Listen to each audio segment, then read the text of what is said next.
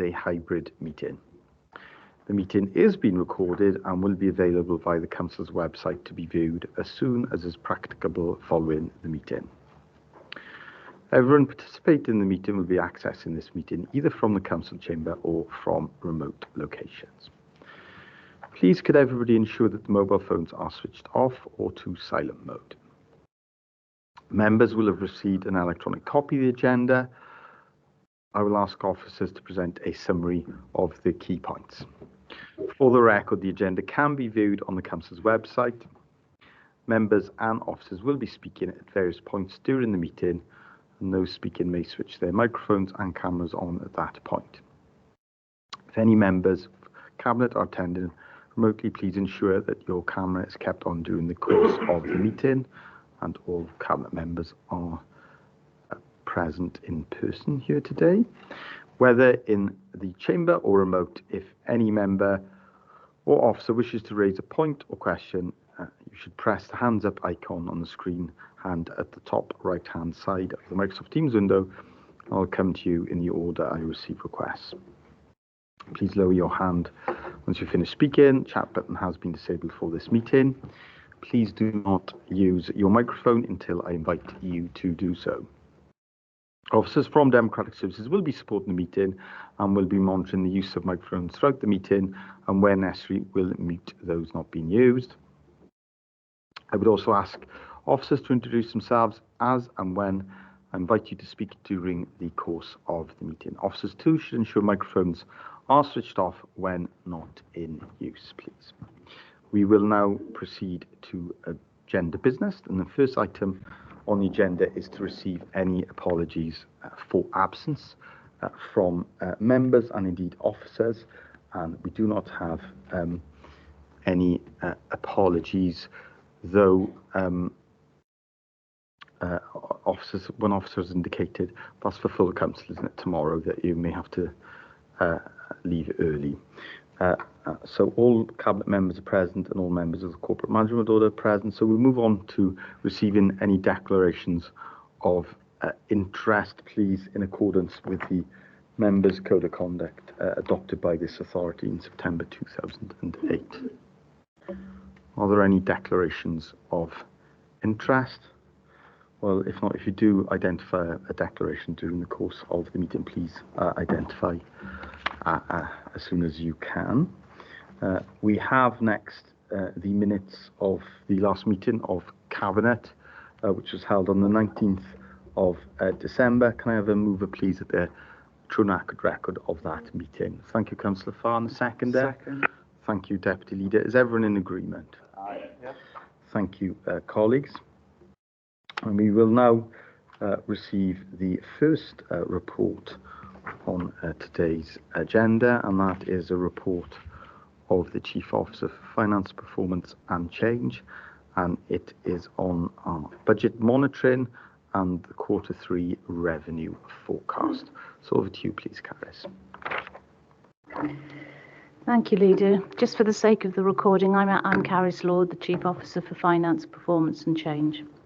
So the purpose of this report is to provide you with an update on the Council's revenue financial position as at the end of December 2023. The approved revenue budget for this financial year is £342 million. The Council's net revenue budget and projected outturn for the current financial year is shown for you in Table 1 of this afternoon's report. The table outlines a projected position at the 31st of December, which is a net overspend of £10.28 million. This is made up of a net overspend on directorate budgets of £15.2 million and a net underspend of £4.95 million on our council-wide budgets. The overall projected position has improved since we reported at the end of Q2. This level of in-year pressure is not unique to Bridgend, with all local authorities in Wales and beyond reporting significant financial issues. Leader, I'm sorry to interject. We simply can't hear a word up here that's been said. I don't know whether there's something wrong with the acoustics or the microphones. We can't hear a word, I'm afraid. All right. Well, apologies for that, Councillor. And now our monitoring officer We'll now check that with our technical support. Yeah, you are very welcome to come down to the chamber itself, if that will help. But we'll just see if I can check. So we'll pause the meeting, because I do want members of the public who have turned up today to be able to hear the meeting. I don't know if you can hear that, Councillor Unwin. Right, okay. Well, we'll raise our voices perhaps. Well, I'll just check, because I'd rather you're able to hear everything. So we'll just check if there's an adjustment that can be made now. But if not, we will try to speak much more loudly so you can hear us. And failing that, you're very welcome to come and join us in the main part of the chamber. I know you've been here before, so Councillor Unwin, I'm sure you can find a space. So if members of the public could bear with us for a moment, we will just check that, please.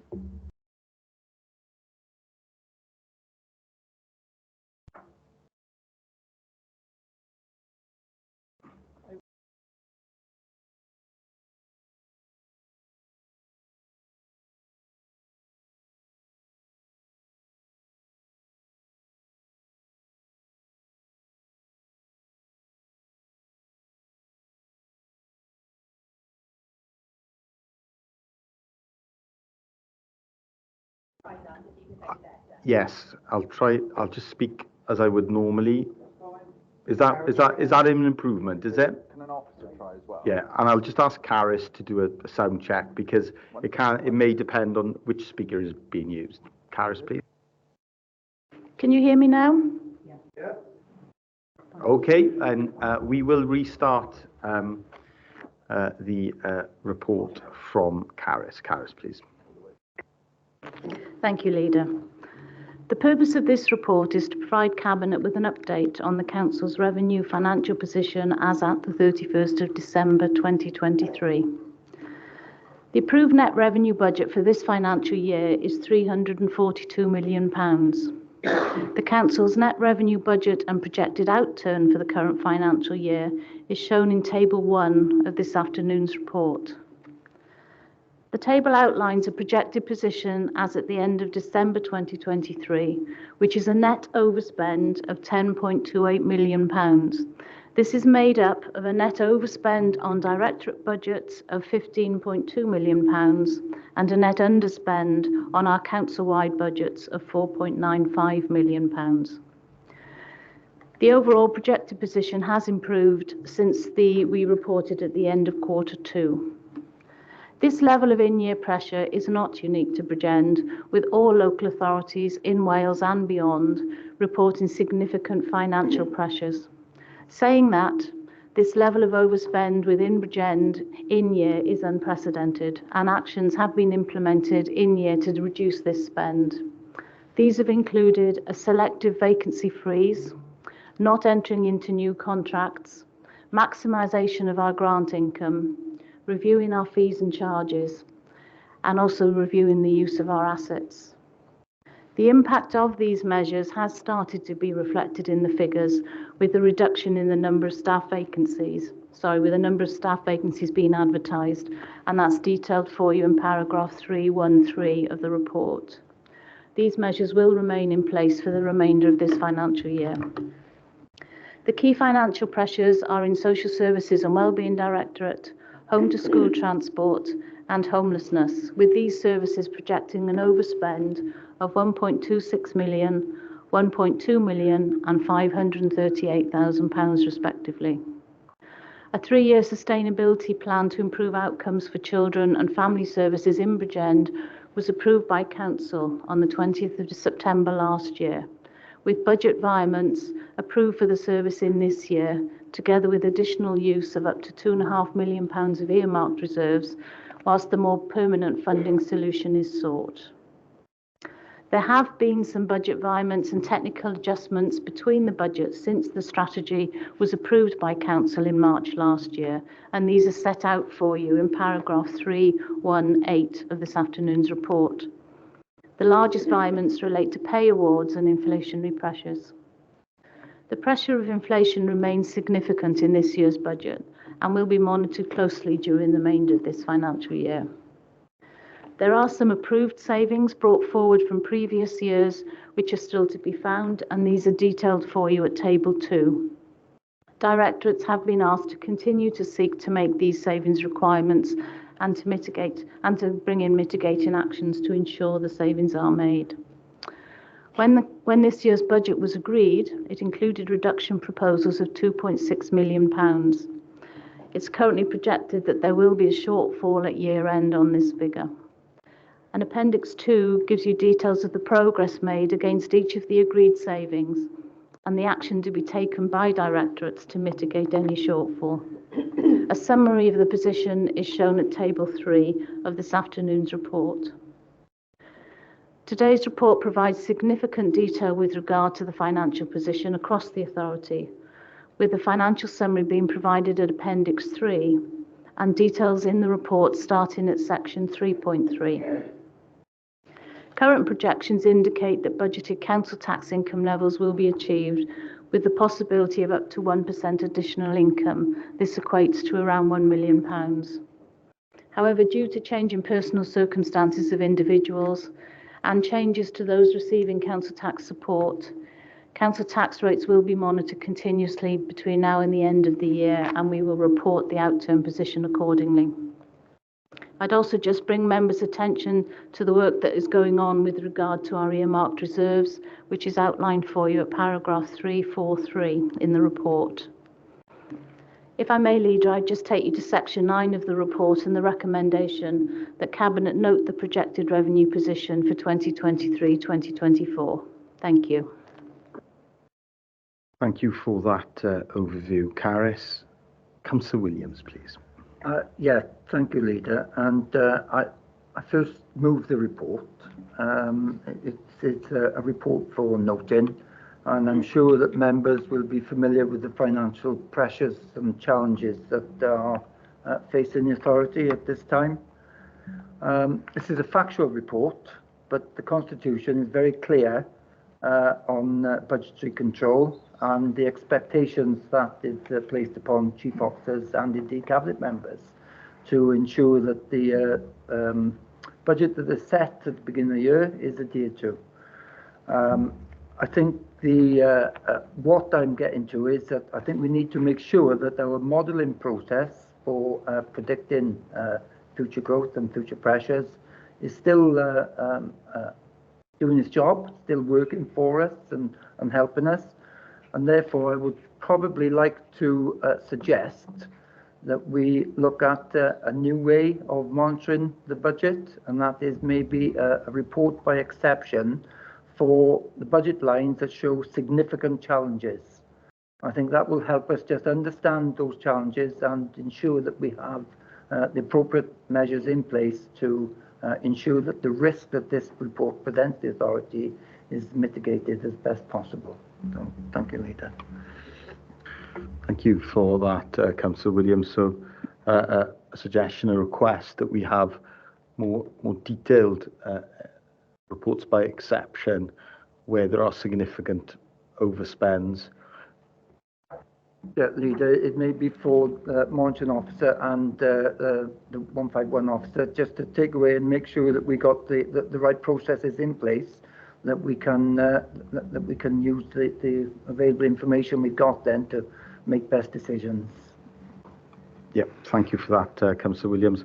Don't know if you wanted to respond to that initially. I'd certainly welcome you taking that away and considering how we report on revenue outturns and revenue overspends in the future, because it is a risk we're going to have to mitigate and manage in a different way going forward. Caris, please. Thank you, Leader, and thank you for that suggestion. I'm more than happy to take that away. As members are aware, the financial position isn't going to be any easier next year, so I fully support a proposal where we make sure that we bring any variances and we look at them in detail with yourselves and we report them as quickly as possible. Okay, thank you for that, Caris. I'll now bring in Councillor Spanzer, please. Thank you, Leader. And first off, I'd just like to second the report before us today. And a couple of comments and a question. First off, it's pleasing to see the Communities Directorate. I don't know what's going on with this sound. I was echoing back. Yeah? Carry on, or? Too close to the mic, perhaps? Yeah, perhaps too close. Yeah. I'll try again. Right, so it's good because the Communities Directorate were projecting a 600k overspend. That's now been brought back down to 249. So I'd like to thank the Director and all the team in the Directorate for working to get that down. It's still not down to zero, but there's massive progress there, so that is positive. Within the report, though, there are elements there which need urgent attention, and one highlighted is fleet services, which it's unfortunately not working, worsened from 231,000 overspend Q2 to 350,000, and it mentions the report that's due the Cabinet's asked for. We now urgently need that reporting on finding a way forward, how best we deal with before we get into the next financial year, because we cannot take that type of overspend into the new financial year, and that's been made clear across the council that we've got to start April 1st without these overspends already accruing. And on that, so I'd like to ask perhaps a general question, maybe more to the Chief Executive, but across the board, we're now operating, and have been for a while, under non-essential, so only essential spend only. So there's no non-essential spend taking place while we're in this position of we are financially. I'd like to be convinced, and I'm not sure that when it gets down to the level of people placing orders, purchasing things, that they understand non-essential spend, that is taking place, and we are just purchasing essential things only, essential contracts only. And I'd like some assurance of how that is being monitored, controlled, supervised at the level where money has been spent. Thank you, Leader. Okay, thank you for that. So, 2 points, questions. I'll take the first one on the fleet, and I'll ask the Corporate Director for Communities to respond to that point, and then I will bring in the Chief Executive to respond to the second point around control of non-essential expenditure. Janine, please. Yes, thank you, Leader. For the purposes of the recording, I'm Janine Nightingale. I'm the Corporate Director of Communities. Yes, absolutely. I think one of the key areas that we need to focus some attention on going forward is the fleet services. It's the joint fleet depot that we have with the South Wales Police. We have had some concerns for over the last year or so because we have a significant number of vacancies for technicians, vehicle technicians, for the council. There's a disparity between salary levels between South Wales colleagues and South Wales Police colleagues and our own. It's not something, I'm afraid, that is very easily resolvable, especially given our MTFS position. So what we are doing is a service review and looking at options for that bringing forward. I don't think it's the fact that the arrangement is a very good one. The building is great and the work they undertake is great. The issue that we have as BCBC, and this is not an issue we've not come across before, it is recruiting into those technicians.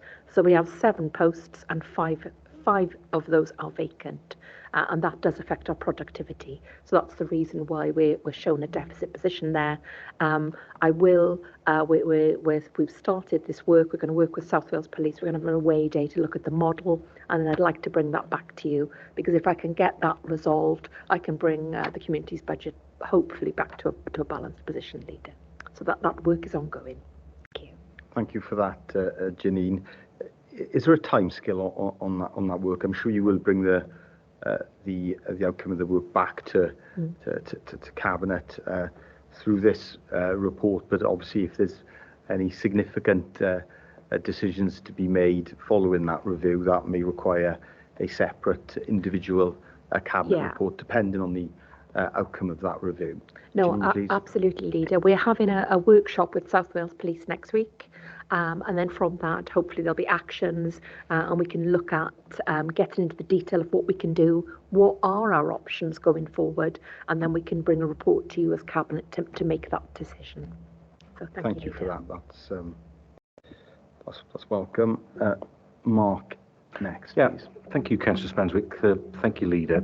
Perhaps if I can offer a few thoughts about what you said, really. So you remember at the beginning of Q3, we introduced a 5-point plan to try and restrict expenditure and try and reduce the overall overspend. To an extent, that's been effective in terms of stemming the tide, but you'll note that it's not done enough. So the projected overspend has come down, I think, by about 600,000-700,000, but we're still over 10 million. What we've therefore done, Councillor Swansea, in direct answer to your question, is for Q4, we've strengthened further some of those, some parts of that plan. So specifically on essential spend, in terms of the use of procurement cards, they can now only be signed off by group manager and above. So group manager, head of service or director. I've had some kickback to people to say to me, well, that's over the top, but frankly, we have to get to a point where we are, as you suggest, in charge of all spend, because I suppose the reality, because we're not able to define it wholly, one person's essential spend is not another's. So at least in this way, we have a relatively small cohort of managers controlling expenditure. Furthermore, we've also strengthened the vacancy management piece. So now even on grant-funded posts, which typically previously would have been allowed because they're funded by external, we're also saying, well, no, they need to go through a process as well, because we recognise moving forward, and we'll get to this on our next report, we recognise there's going to be a number of redundancies within the authority, and therefore we also need to keep posts available for redeployment as well. So it is strengthened. I think the reality is that the evidence suggests that at one level, the 5-point plan works in the sense that we've reduced our expenditure, we've reduced the number of adverts, we've reduced the number of appointments. The problem is, which is in the report, it's more than offset by increase of expenditure in places like housing and homelessness and adult social care. So the 5-point plan can only go so far. What we really need to do is reduce our expenditure on those large service areas moving forward. Thank you for that, Mark and Councillor Spanzix. Next, we've got Councillor Blundell, please. Yes, thank you, Leader, and thank you, Chair. My question really is for the Corporate Director of Education and Family Support, Lindsay Harvey. If we go to page 19 of the report, members, we talk about home to school transport there, and obviously we're looking at a 1.3 overspend this year, 1.1 million next year. The question is really, why are we overspending on school transport? Could you give some details around that? And also, what are we going to do to try and bring that down, to try and make sure that we're not overspent in 24, 25, 25, 26 going forward? Thank you, Chair. Thank you for that, Councillor Blundell. Lindsay, please. Thank you, Leader. Thanks for the question, Councillor Blundell. For purpose of recording, I'm Lindsay Harvey, Corporate Director for Education and Family Support. It's recognised this is a significant overspend, and we have seen the pressures on this budget year on year. We've certainly seen it for the last 3 years, and it's very challenging. And again, all local authorities in Wales see this as one of the most challenging budget lines in education. As it says in the report, there are a number of areas clearly that are impacting on it. The availability of drivers is certainly one, and while we have seen a decrease in fuel costs recently, that is still well above the level right at the start of the pandemic, for example. So it's particularly challenging for local companies, and again, when we've gone back to tender for these contracts, they've come in at over expected amounts.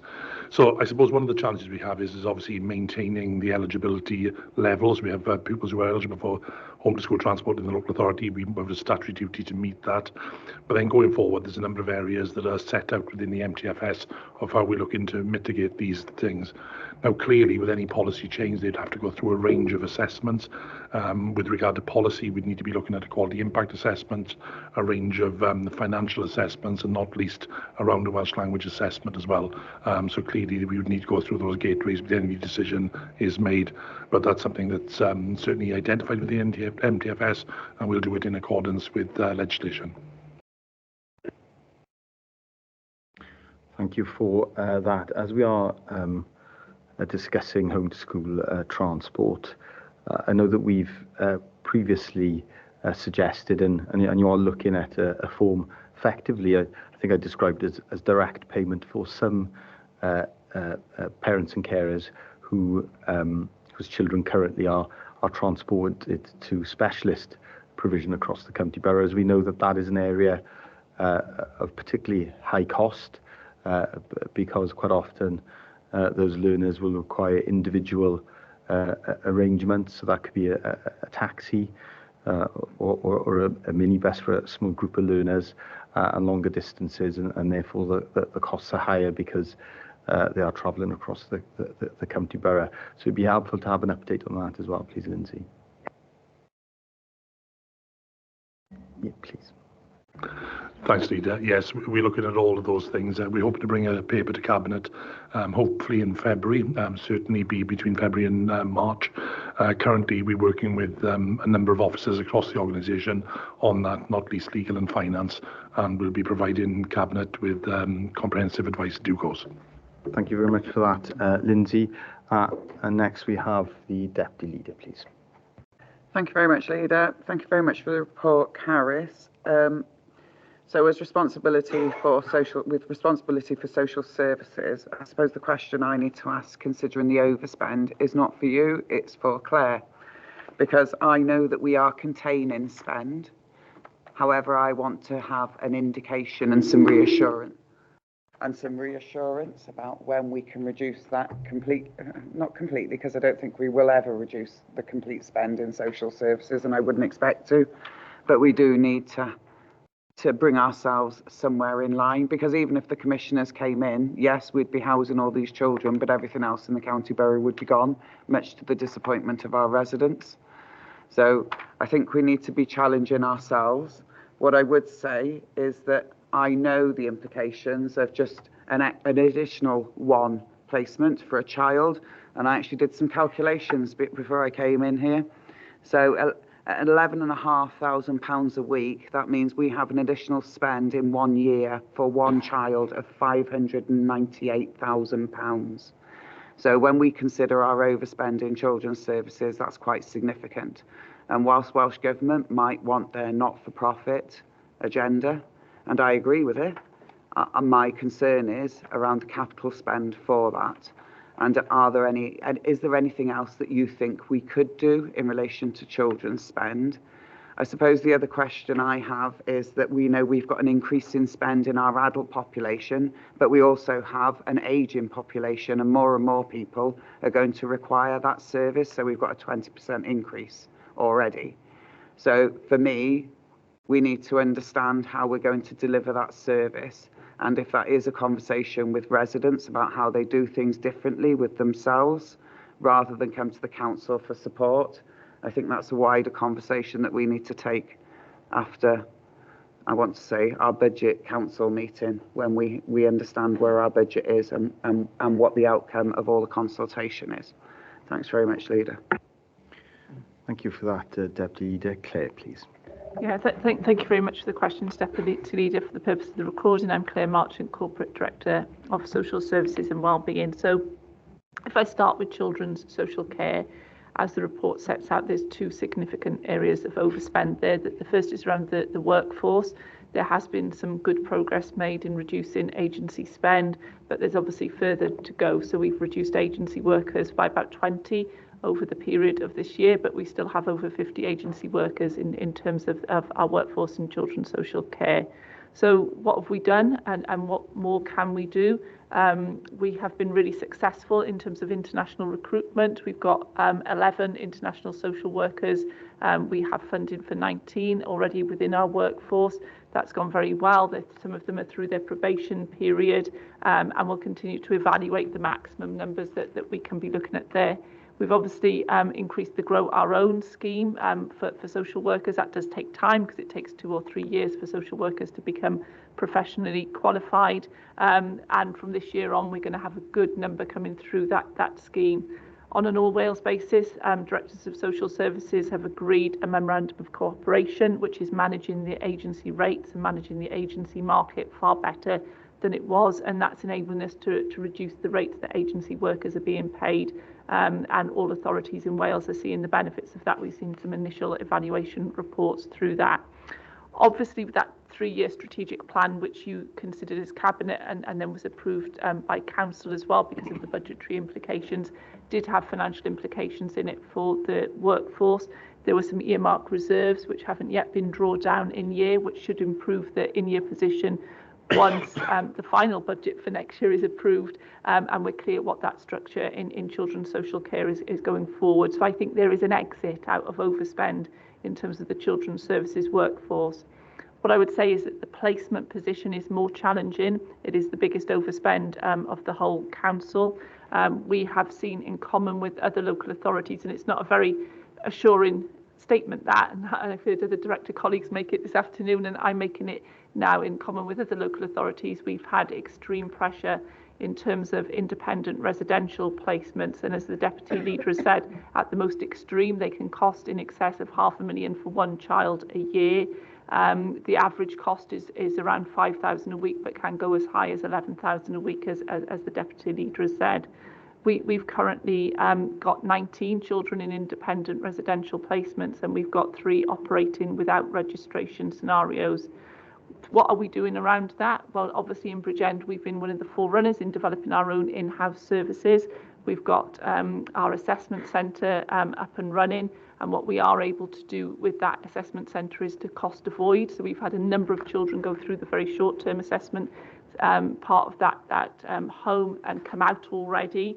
And that's worked because they would have gone into long-term placements had that capacity not been available. And we're also in very small numbers, because it's not a big home, and it's big for children's residential, but not the biggest home, because you wouldn't have a big home for care experienced children.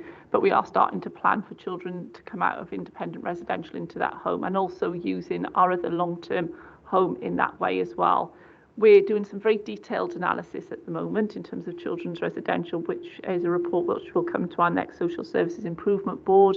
And after that, if you're surmounted into Cabinet, which will set out in quite a lot of detail what that provision needs to look like going forward. So has this increase that we've seen been a blip, or is that now a trend? And do we need to plan more in-house provision going forward, or can we manage within the provision that we've got? Because what we're trying to get to is that budget certainty. The final element, and as you know, we're always campaigning to recruit foster carers. We know that for some of those children in residential, if we had had the right experienced foster carers available at the time, that it would have been a more cost-effective and a better outcome for those children. So there are foster care campaigns all the time. There's one very live at the moment, and that would give us a better and more cost-effective outcome as well if we were able to increase the number of in-house foster carers. So we're working through the best, the medium and the worst case scenarios, and there will be more detailed analysis coming forward to you as Cabinet. In terms of adult social care, I could give you another very, very long answer. There is a strategic plan for adult social care in Bridgend, which is in development and planned to come before you as Cabinet in March this year. At the heart of that is how are we more preventative in a targeted way, given that our population is growing, the overall numbers are growing, and therefore the numbers with potentially care and support needs are growing. Therefore, you need that edge of statutory prevention to be very focused in the same way that we have that in terms of children's social care, and have been having those conversations around that. So that's really critical for us, as well as continuing to enable. We're resetting re-ablement. We are reviewing the whole of and transforming our learning disability services to enable people to live the lives that they want to live with the right size level of care and support. So there's 2 big programs there in terms of re-ablement and learning disabilities. At that high end of services, we're reviewing to make sure people are getting the right support. So if that support is better provided because of the level of needs by the NHS, then that's something that we need clear focus on as well. And we've just appointed a dedicated worker there to focus on that end. So I know there'll be further papers coming forward, so that's probably enough for you for this afternoon. Thank you for that comprehensive update, Claire. Certainly welcome news about the increased recruitment and retention. That means there's less reliance on agency staff, but we still got the reliance on agency staff, and there's obviously a projected overspend there. Are we confident that will come down, that we'll see a reduction in the overspend as a result of the work that's underway, the recruitment of international social workers and our Grow Your Own initiative as well? Yes, we are confident on that one. Thank you. And then on the other areas, I think reflecting back on Councillor Williams's request, I think those are certainly areas where we will require those individual reports. I know a lot of work is also underway around residential care for children, but we need to look to see how we can accelerate that work and what other options are available, because that is a very large overspend currently that we have to try and reduce as quickly as possible.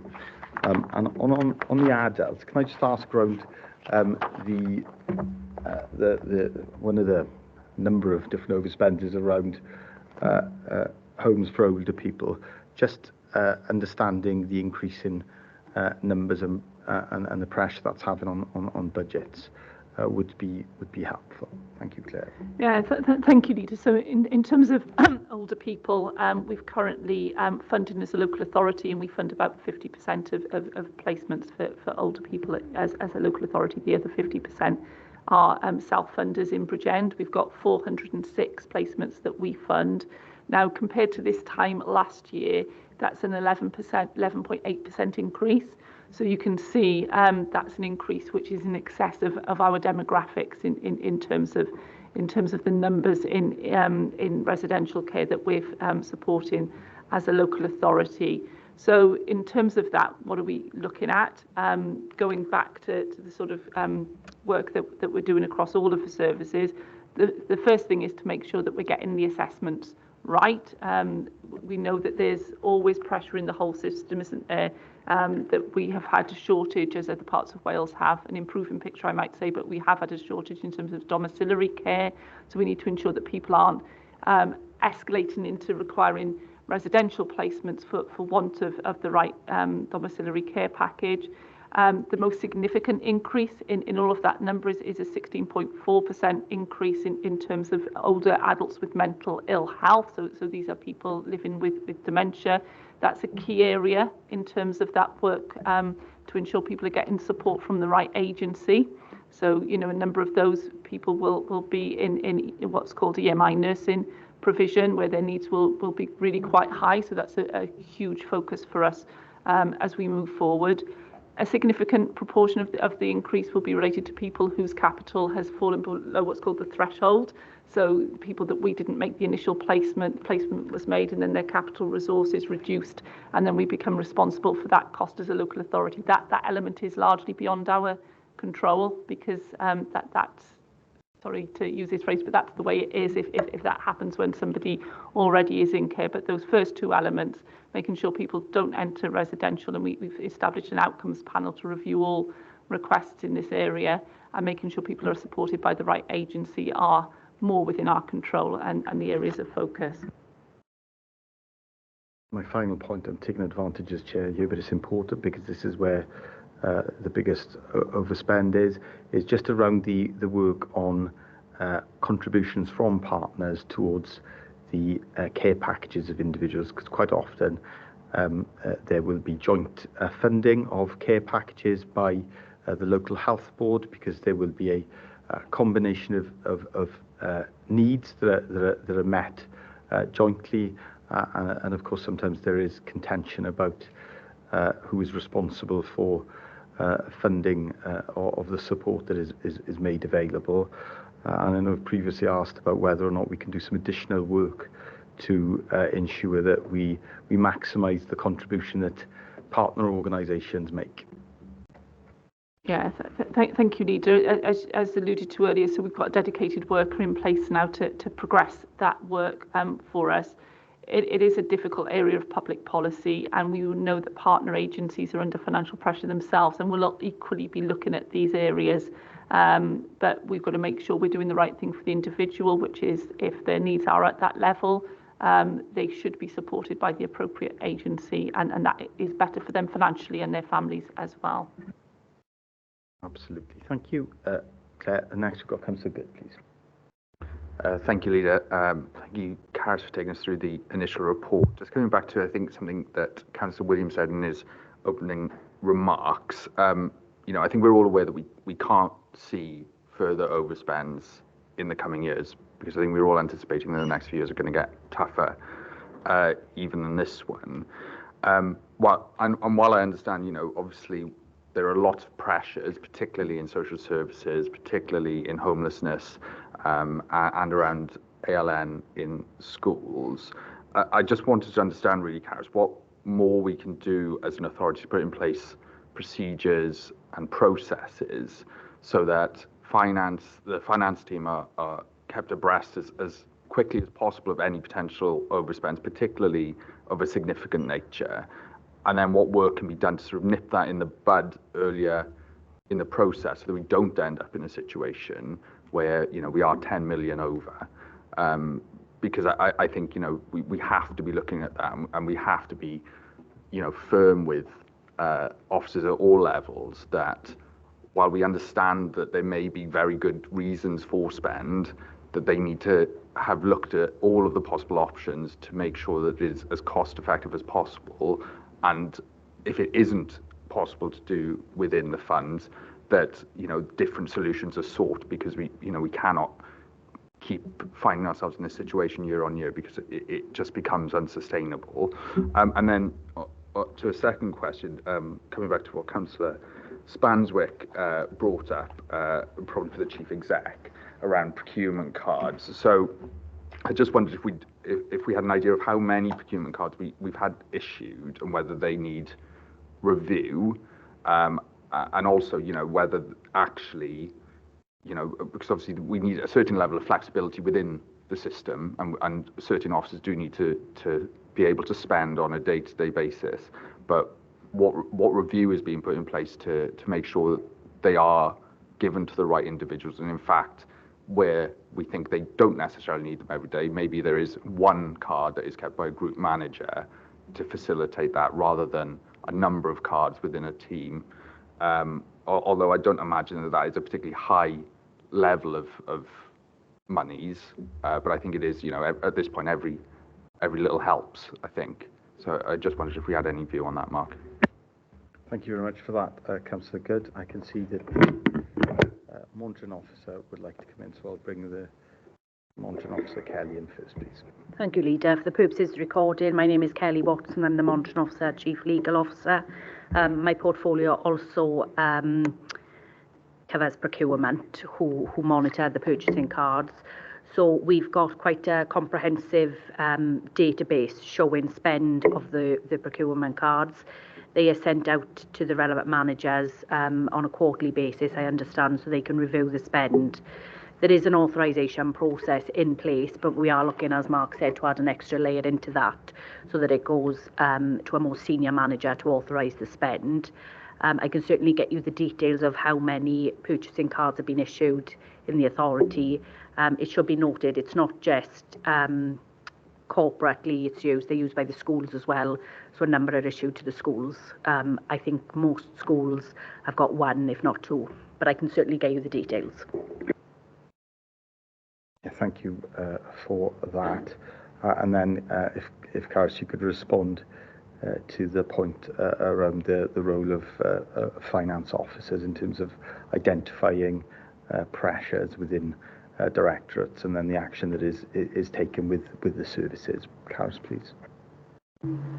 Yeah, thank you, Leader, and thank you, Councillor Good, for that question. I mean, I think it's an important issue to pick up on, isn't it, really? We obviously have exceptional circumstances this year, but whether or not it will be, we have a difficult budget next year as well, so we do need to look at our processes. And as I said earlier to Councillor Williams, happy to look at that and tighten that up.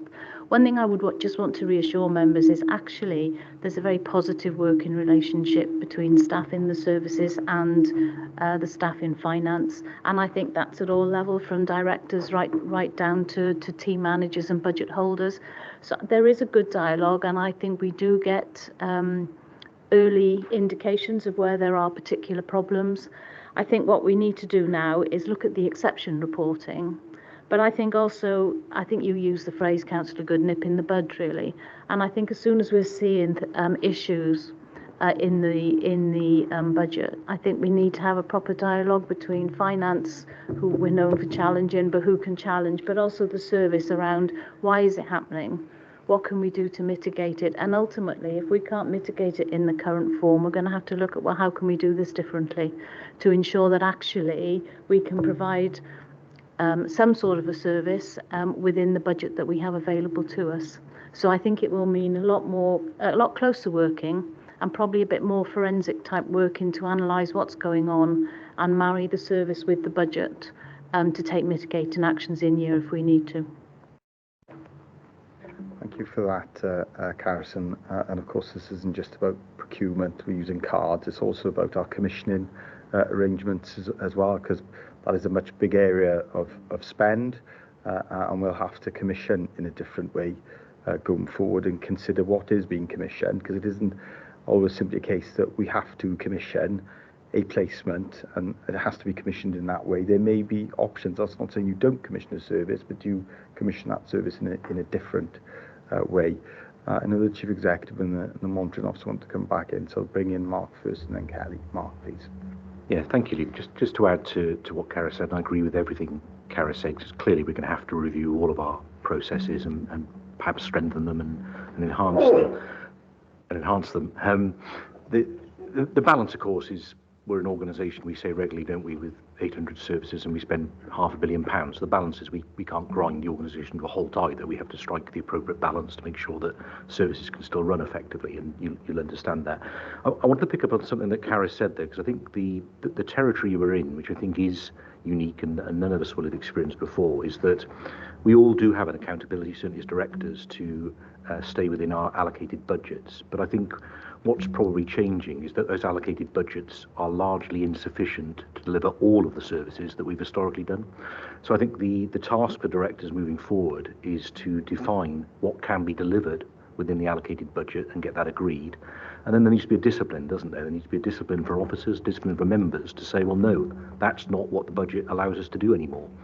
That's going to be tough because, frankly, stuff that we've done previously will not be able to be done. But I think that's the only way of keeping to the budgets in the way that's being described. I think the mistake we make sometimes at the moment is trying to do most, if not all, of what we've always done with diminishing budgets and increased demand. So I think there's a real task moving forward to try and define much better what we can do within the allocated budget. And then once that agreement is there, as I say, there's a real discipline for all of us to accept, if you like, that there are certain things we will not be able to do moving forward.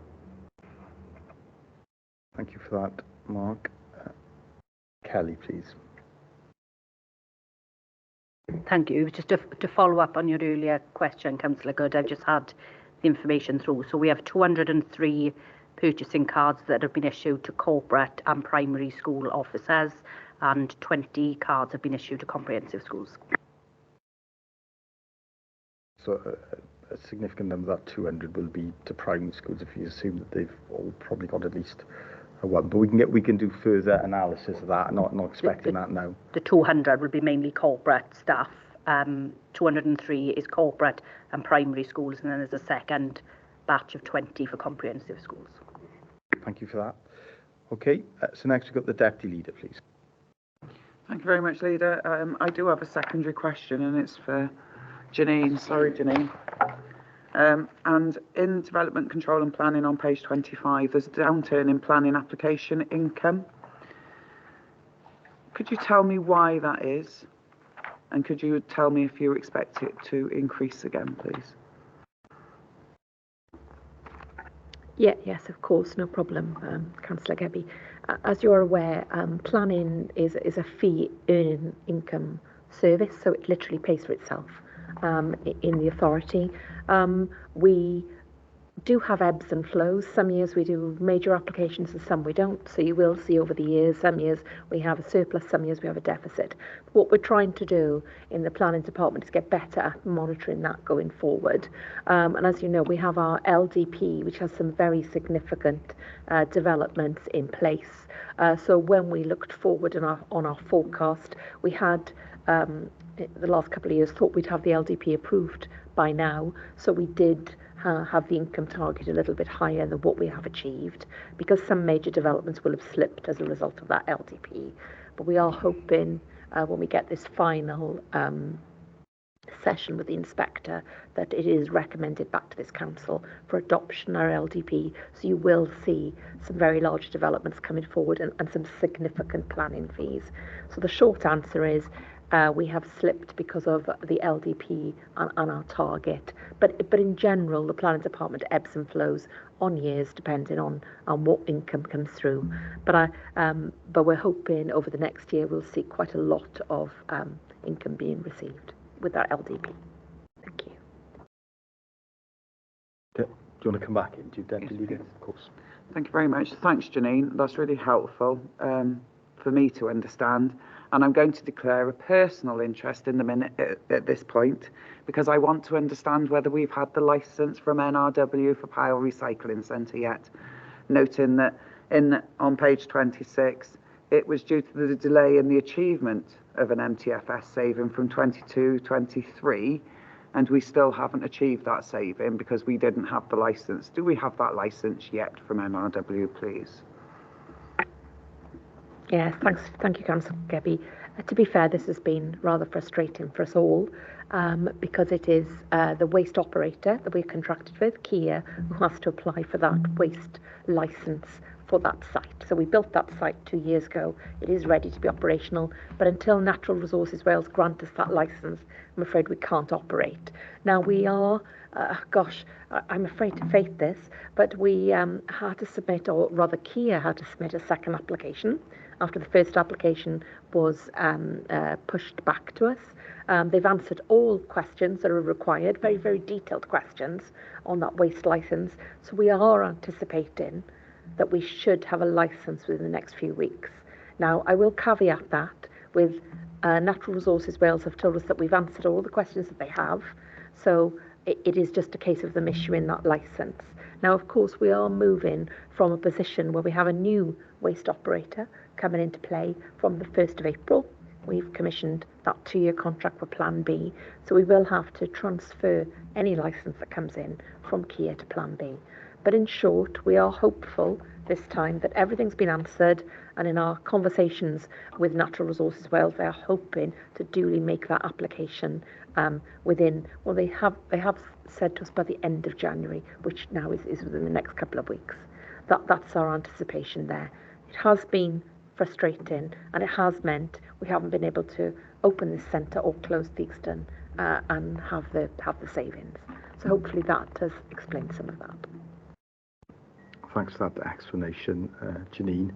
And then just finally from me, Caris, obviously if the overspend remains at the end of the financial year, and it's likely there will be a level of overspend, of course, we must work hard to try and reduce that as much as possible, then that will need to be funded, won't it? So we'll potentially have to consider using, and I know as part of the a routine budget setting process, there's a use of reserves. Can you explain that and highlight what use will be made of reserves in the as it stands currently, because we know that obviously there's still some time left in this financial short period, but still some time. Thank you. Thank you for that question, Leader. I think my first response is we all need to do everything we can to pull this overspend back so that we're not reporting a large overspend at the end of the year. However, acknowledging that is a lot of money for us to try and pull back now over the remainder of the year. In the report in front of you today at table 4, we do give you a summary really of the earmarked reserves as they sit at Q3, and you'll see that even during the year we've already pulled down on some of those reserves. What this table outlines for you is what we're aware of now and the planned reserves that were already factored into the budget. What this does not take account of is if we have to use our reserves to meet any overspend that we have at the end of this financial year. And obviously that late in the year, that will be one of the only options we've got for finally balancing this year's account. So it will pull down on those reserves that you can see in that table. And you can, these reserves here, the vast majority of them are earmarked. Now, what that means is that there have been decisions made in the past by this council with regards to priorities for things that you want to fund moving forward. And we've been in a position to be able to add to the earmarked reserves because of our underspends in previous years. We're not going to have an underspend this year, and I would suggest to you we're not going to have an underspend for many years, really, the financial position the way it is. Therefore, we're not in a position to increase these reserves at year end or to add to them. So I suppose in short the answer would be we'd have to use those reserves, but concern about we cannot continue to use those reserves ongoing. As members know, they are one-off. Once you've spent them, they've gone, and we should not be using our reserves to prop up the revenue budget. We should only be using them in a planned way, maybe to help us with some form of transformation that might be taking a couple of years, but we should be not be using it to prop up the revenue budget because we failed to balance and failed to bring our expenditure within the allocated budget. I hope that answers your question, Leader. It does. Thank you for that. Caris, there are no other questions. The report's been moved and seconded. There's a number of action points that will be included in the minute of the report, and we will move on to the next report to the Chief Officer for Finance, Performance and Change, and that is on the draft medium-term financial strategy for 2024 to 2025 to 2027 to 2028. Caris, please. Thank you, Leader. So the purpose of this report this afternoon is to present you with the medium-term financial strategy, as the Leader said, for the period 2024-2025 through to 2027-28. And this document sets out the spending priorities for the Council, our key investment objectives, and also the budget areas it's proposed necessary for savings going forward. The strategy includes a financial forecast for that 4 years, but also a detailed draft revenue budget for the coming financial year. The medium-term financial strategy has been aligned with the Council's wellbeing objectives contained within our corporate plan. So, Cabinet has received monitoring reports this year outlining the in-year financial pressures, and we've already had that discussion earlier this afternoon with regards to the current position. And the position has been brought about by increased demand for services and the impact of the cost of living crisis, particularly on pay and prices, in particular fuel and energy prices. And as I said in the previous item, this level of in-year pressure is unprecedented. This challenging financial context makes budget planning for the coming financial year more uncertain and much more challenging than usual. The level of service and budget cuts that need to be made are significant, but the Council will remain ambitious and continue to make a significant investment in public services to maximise the level of service possible for all residents across the county borough when the funding is available. Cabinet has requested that the following principles should underpin the development of the budget for the coming financial year. So these are that the Council will seek to safeguard and protect the most vulnerable people in our community, that the Council will encourage residents and communities to support themselves and provide advice to enable this to happen. The Council will seek to limit service growth in the coming financial year, and all directorates are required to contribute to the overall savings required in the coming years. In setting the budget, the Council will also be mindful of the predicted financial austerity across the public sector in coming years and plan to ensure the financial viability of the Council as we move forward. And also that we will seek to recover the cost of services via fees and charges where we are able to do so. So from paragraph 3.1.2 of this report, the current financial situation is outlined, together with the ongoing pressures that the Council will be required to meet in the coming years. In summary, the section details for you the revenue savings that this Council has had to make since 2010 now totals £75 million. The planned gross budget for the Council for next year is around £500 million, with the net budget being £359.7 million. And around £210 million of our gross budget is spent on staffing costs, including teachers and school support staff. The Council's budget is funded through the Revenue Support Grant from Welsh Government, our share of the non-domestic rate pool from Welsh Government, and then the balance is covered through the Council tax grants that we receive and also fees and charges. It should be noted that the Council tax actually only funds around 27% of the Council's net spend. There are a number of external pressures that the Council faces which will put pressure on our available resources. And these include legislative changes, many of which are not fully funded by Welsh Government, increased demand for services, particularly in social services, and demographic changes with our population increasing and people living longer. So a range of actions are proposed for the 24-25 budget so that Council can continue to support education and early intervention, social services and wellbeing, and prioritise the most vulnerable in our society. So the Council does seek to raise additional income wherever possible, to look at alternative ways of delivering services, continuing to seek efficiency savings, which is challenging due to the level of savings I've already indicated that the Council has made, and also ultimately reviewing the levels of service provision. Due to the number of unavoidable pressures we are facing, it's highly unlikely that we will be able to balance this budget without also making consequential changes to the level of services that we can provide and prioritising those services that are deemed the most important in terms of meeting the Council's agreed priorities. And the report does go into detail on the particular issues for each service area in the Council. In summary, for education, in relation to this draft budget, the Council is proposing to spend £140 million on services delivered by the Education and Family Support Directorate in the coming year.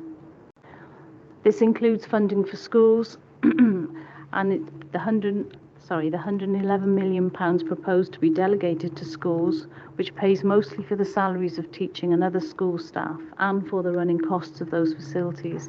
And in addition to that, the Council has already spent £21.6 million in building and refurbishing schools and has provisionally committed a further £19 million as part of the Sustainable Communities for Learning programme.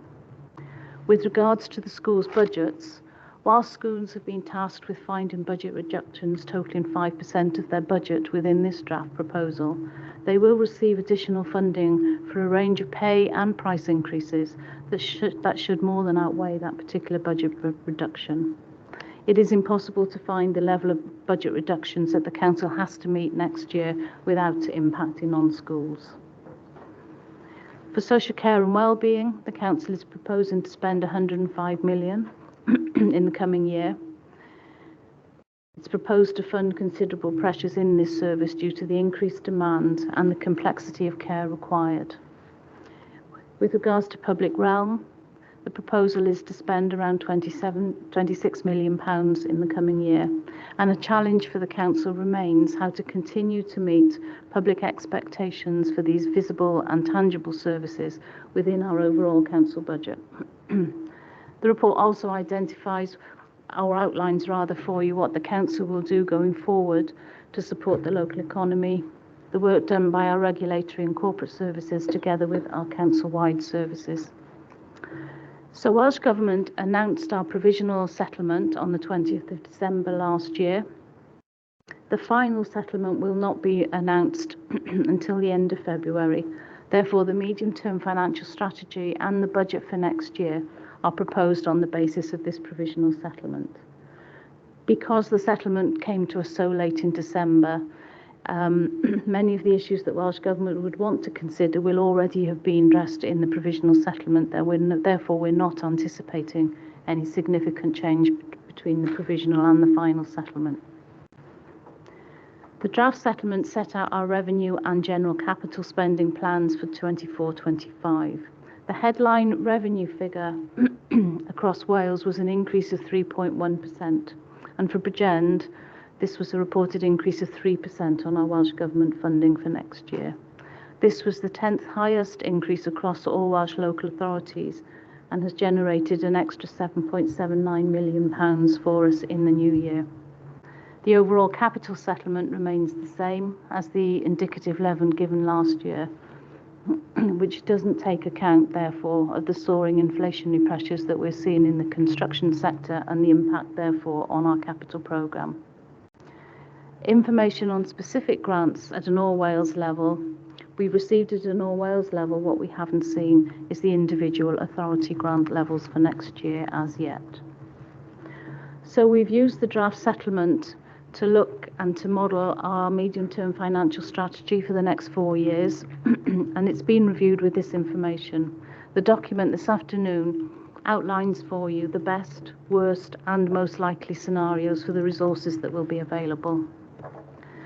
The 24-25 draft revenue budget detailed in the strategy assumes a 9.5% increase in council tax for next year.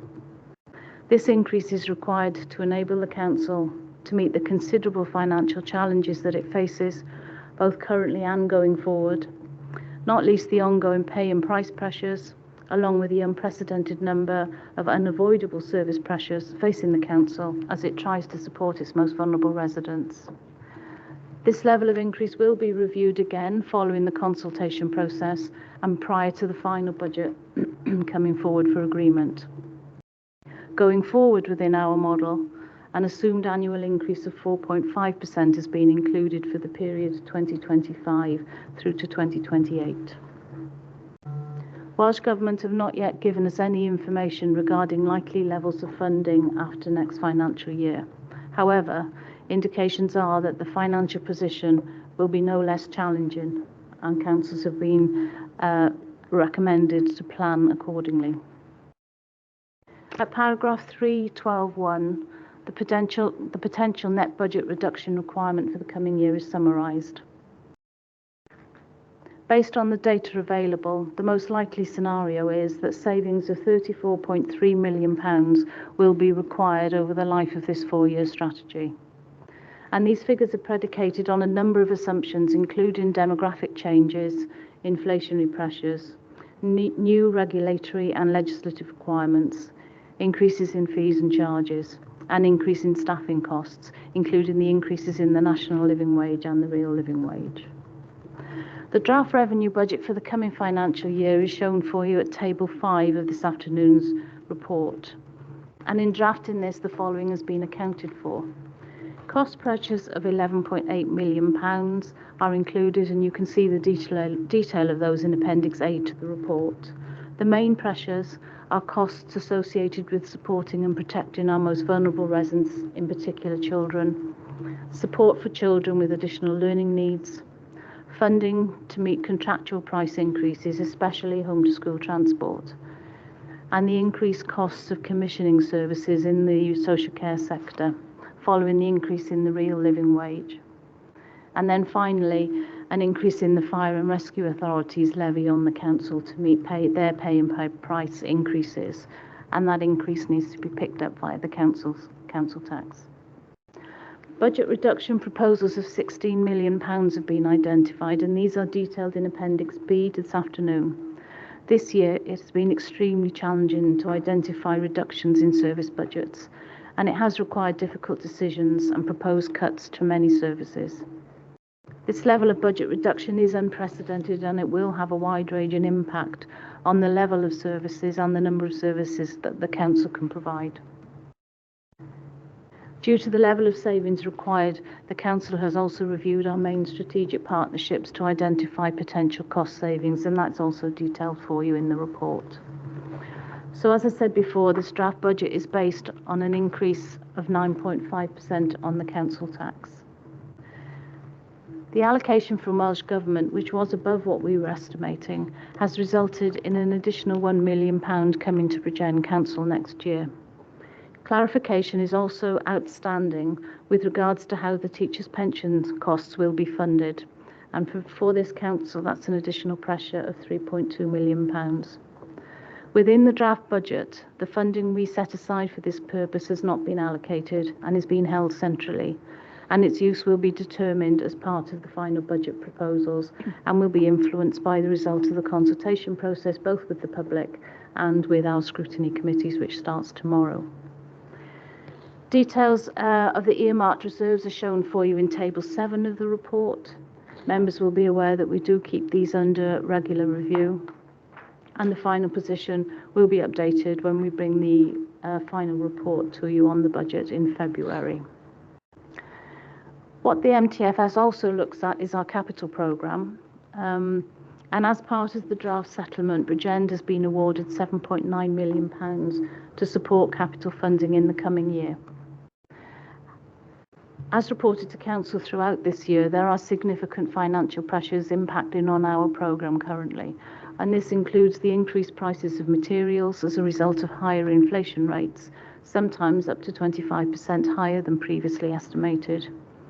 supply chain difficulties leading to higher prices and delays in schemes being completed, the inability to recruit to some key posts, both within the council but also within those companies that we contract with, and this is resulting in higher wages and overall contract costs. So the latest capital programme will be presented to Council on the 7th of February this year, and any changes would then be included in the final strategy to be approved in February. Due to the limited capital resources available, no capital bids have been requested for the coming financial year, although it is accepted that there are a number of capital pressures that will need financing going forward, and these will be updated with the final budget proposals in February. And there are details in the report with regards to how the capital programme may be funded. So this report has outlined the proposed budget for the coming and the longer term, for the coming year, and the longer term financial position for the council. These proposals are now subject to consultation with the 4 scrutiny committees in the coming week.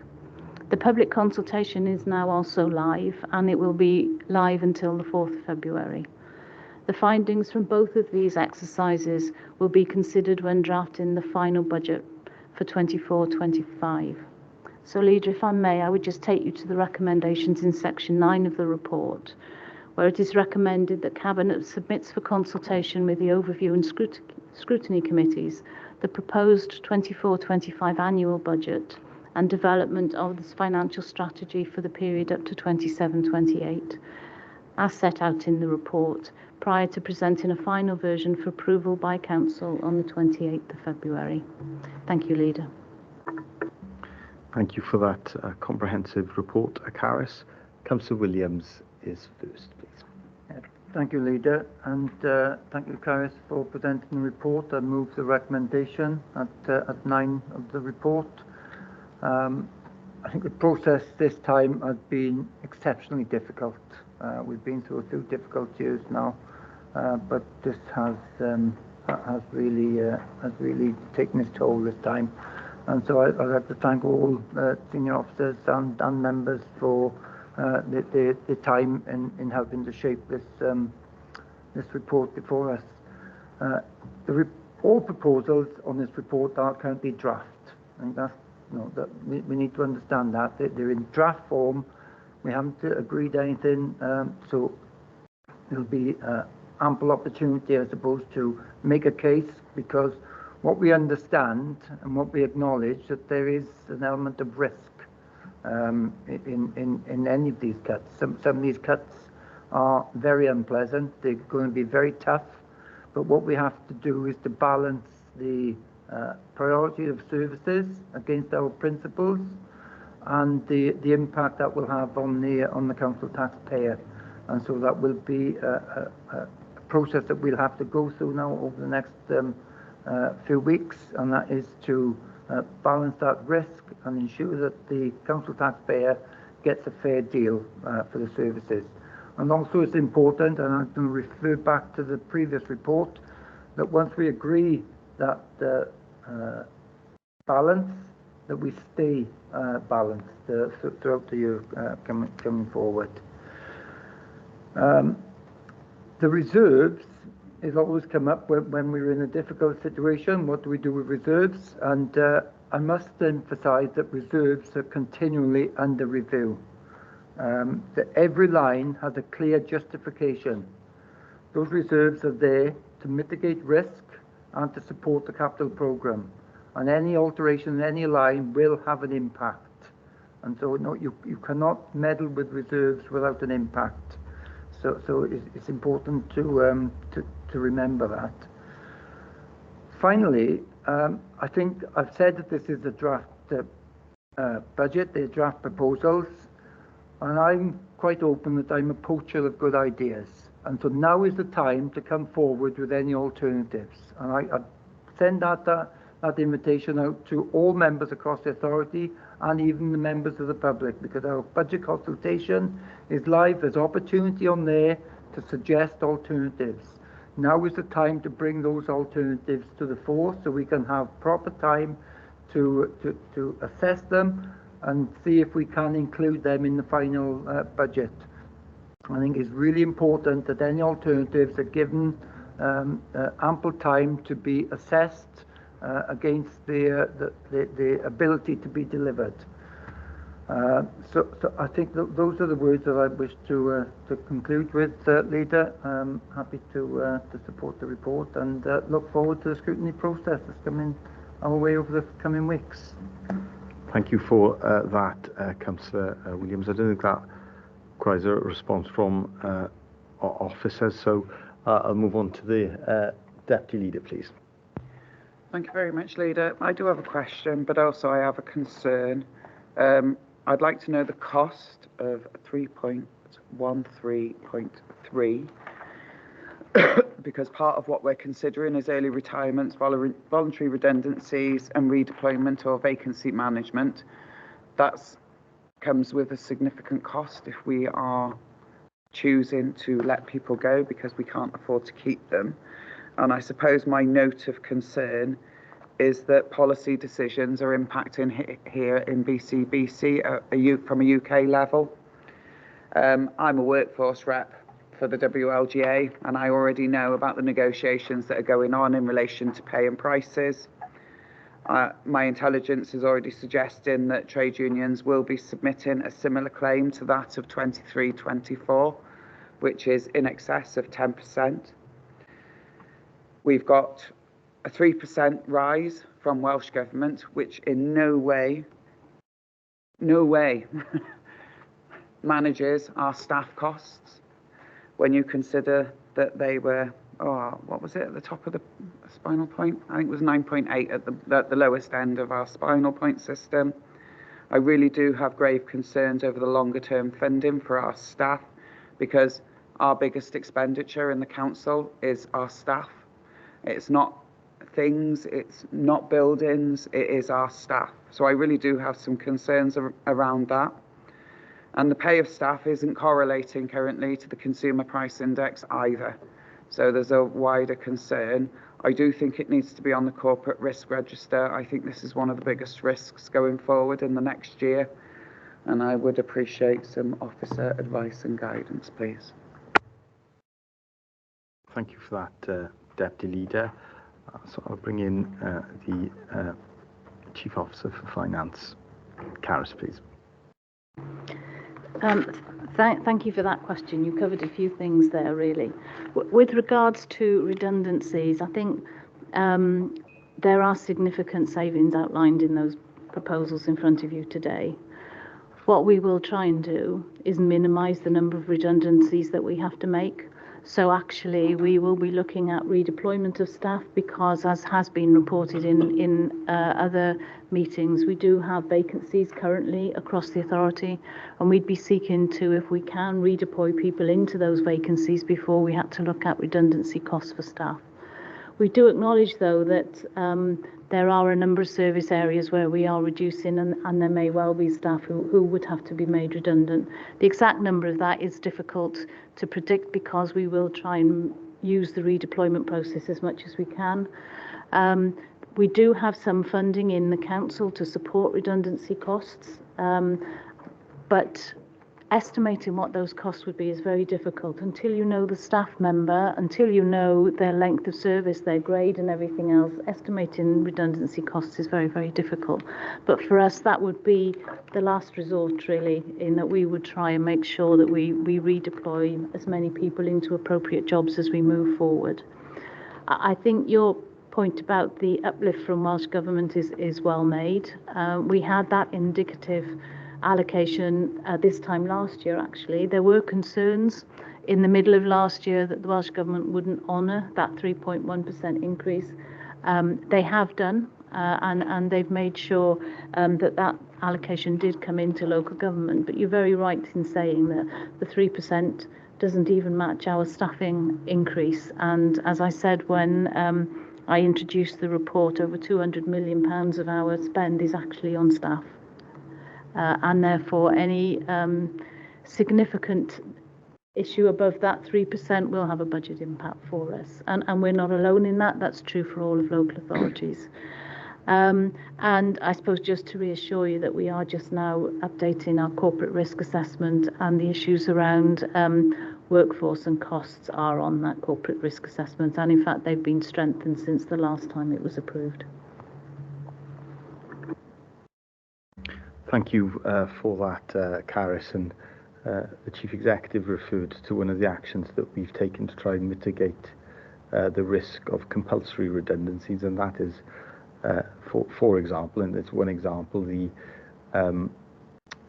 review of grant-funded posts, because that may be an opportunity for redeployment for some staff who are affected. And I think it would be helpful in the future report, the next report on this draft medium-term financial strategy, that if we do have more information that is made available about the potential impact in terms of redundancies. And of course as well, we'll work closely with colleagues in trade unions and work with them to try and reduce the potential impact. Next, we've got Councillor Blundell, please. Yes, thank you, Chair. I just want to go back to the teachers' pensions bit there, Gareth, that you mentioned. It is quite concerning that UK government haven't yet told us if we're going to get that money.